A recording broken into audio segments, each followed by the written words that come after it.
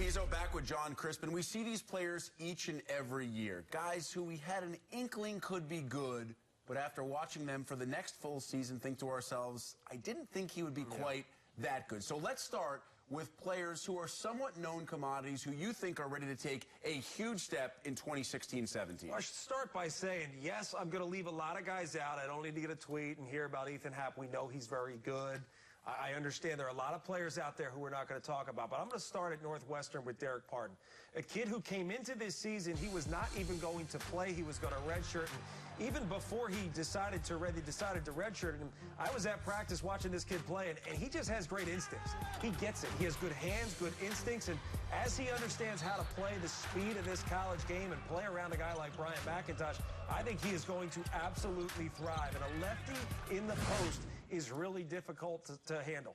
He gets extra points as well for having the only silent R in the Big Ten. Oh, I spelled that wrong earlier. The season got crushed. I don't think you're the first, and I don't think you will be the last. Meanwhile, Tim Miles has a lot of shoes to fill at Nebraska, but you like the somewhat small shoes of one guy that'll play for the Huskers. Yeah, Glenn Watson, I'll tell you what, he had a terrific season, and it was one of those things where they were waiting for that next guy to step up, and at times it was Ty Webster. Ty Webster had a great year, but Glenn Watson really starting to emerge as a leader, a go-to guy with the ball in his hands, and that's exactly what they needed. When you had Siobhan Shields and Andrew White on the floor, who, yes, they're go-to guys scoring anywhere from 16 to 18 points a game, you need a second, third, fourth option. So that was the thing. That's what Glenn Watson was. So to see him get it going, I love his pull-up jumper, which I think is going to make him lethal next year. I also like his leadership. He does it quietly. He's not hooping and hollering. He's not crying for fouls. He really does play hard, and I think Tim Miles loves him. I love the standard Crispin disclaimer there. Don't kill me on Twitter. I'm going to mention two guys I could mention. It's April now almost. I mean, goodness gracious. Now let's go to the truly anonymous players. The guy who, unless you are a die-hard fan or maybe related to one of these individuals, you've never heard of them before, but they could have an impact on their teams next year. I'm going to start with Wisconsin, and Brevin Pritzel is a guy who, if you watched him practice earlier this season, yes, he dealt with injury, but at practice, he was lethal. I mean, he was just tearing their first team apart. Just picking them apart, passes, making shots. Probably the best shooter they've had in a long time, which is saying a lot for Wisconsin. Yeah, they got some guys who have been able to shoot the rock over the last couple of years. He is a lethal shooter, but he also has a little wiggle to his game, which makes him really tough to stop. And you add him to an already very good and experienced lineup, I think Wisconsin's going to have a great year. I also looked out into Bloomington. A guy named Josh Newkirk. Josh comes in from Pitt, really more of an ACC guy with that type of tempo. He certainly picked up the level of play in practice for the guards at IU, to the point where I saw a quote from Tom Crean saying Nick Zeisloff was working on his defense, and the one thing he wanted to do in practice was go against Josh Newkirk. That's how you improve. You go against the quickest guy. And watching some of those practice, he was as quick, if not quicker at times, than Yogi. So I can't wait to see him play. I think he fits in well in the system, and I think he picks right up where Yogi left off. So on Wednesday's edition of BTN Live, wait, today is Wednesday, isn't it? On Tuesday's edition of BTN Live, we did the way too early top three as far as Big Ten teams are concerned for next year. Today, which is Wednesday, we are going to do the way too early player of the race for 2016-17. Now, of course, we need another disclaimer here. Yes. We understand some of these guys may not be back. They may decide to go to the NBA draft, but as of right now, no one has officially declared that they will leave early. They'll put their name in, they'll get an evaluation. Everyone is fair game. With that in mind, who ranks among the top three in the way too early Big Ten Player of the Year race? Well, I'm going to start with Melo Trimble. And yes, hypothetically, he comes back. And I would love to see him come back because his draft stock did drop quite a bit this season. I think he shines with less talent around him. And that may sound crazy, but I think he actually shines if he's the go-to guy and he's the one who has to make plays and he doesn't have to defer, because his personality is a little bit more of a kind of guy that likes to defer to others.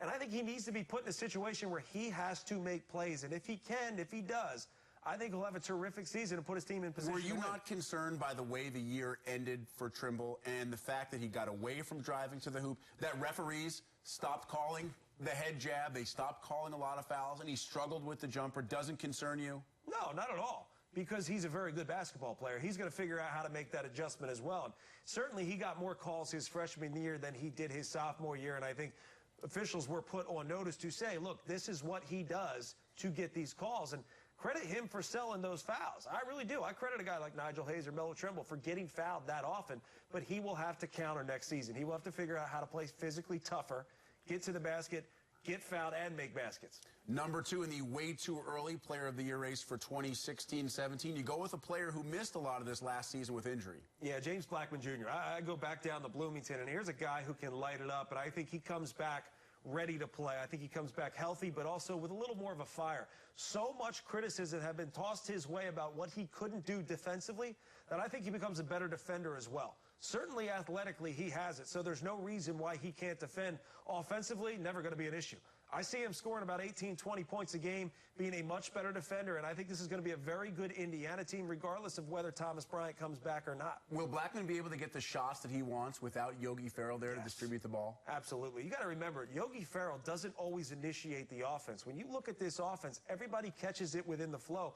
You know, for the most part, you watch the second half of most of these games, Troy Williams was the guy initiating the offense. Yes, Yogi Ferrell's making the plays, but the offense can be initiated from whoever. And I think James Blackman takes the ball quite often on the side, catching it in a position where the defense is chasing. That's really where he thrives. So he doesn't need somebody like Yogi Ferrell making plays for him. So with those two gentlemen, Trimble and Blackman at 3 and 2 respectively, I have a feeling that I know where you're going. For the leader in the clubhouse, the favorite of the way too early Big Ten Player of the Year race for next season. Well, it's going to be Malcolm Hill. Without a doubt in my mind, it should be Malcolm Hill. And again, there's the hypothetical that everyone stays out of trouble and that everyone for Illinois stays healthy. So if they're healthy and out of trouble, which means you have everybody that you should have playing on the court, you have all the experience that guys like Maverick Morgan, Michael Finke, Jalen Coleman's got this season. I think they're going to be within the top 5 of the conference, and if they're within the top 5 of the conference, you have to look at Malcolm Hill as Player of the Year in the Big Ten. Still believe they're a top 25 team if they stay healthy next year? I still do. I still do. And I should say that there's an honorable mention here. And clearly, you go with guards. You go with guards for this type of award because guards have the ball in their hand. They have the majority of the opportunity to make plays on offense. I look at Nigel Hayes. If Nigel Hayes comes back and can get out of his own way and just be the player that he can be dominant in this conference. At the 3 position, I don't care whether your 3-point basket's falling or not. You should be able to catch the ball in position to make plays. You should be able to post up, take advantage of that mismatch in the post, but you have to cut. You can't just float around. You can't just stand around. You have to play with much better energy because I also think that's going to make him a better pro. I'll be honest with you, John. My heart still aches for Nigel Hayes. The way the NCAA tournament unfolded, the fact that he struggled the way that he struggled despite the Badgers winning their first 2 games, and then to be the guy that turned it over, I think it overshadows a little bit what he did. He was one of the catalysts, along with Koenig, of getting this team mentally back where it needed to be. Not just guard. He needed players in that locker room to do that, and I hope people don't forget that because of Nigel's late struggles. He was, but I think he's only scratching the surface. His personality, he's got great personality. His potential is there, but in terms of the energy, the effort on the court, I think the potential is limitless. So for Nigel Hayes, I hope he comes back, and I hope he comes back with a new mindset that is we are going to win a Big Ten championship and get us right back to the Final Four again because this team does have the potential to do so. Selfishly, he's also one of the best quotes that I remember in Big Ten basketball in recent years.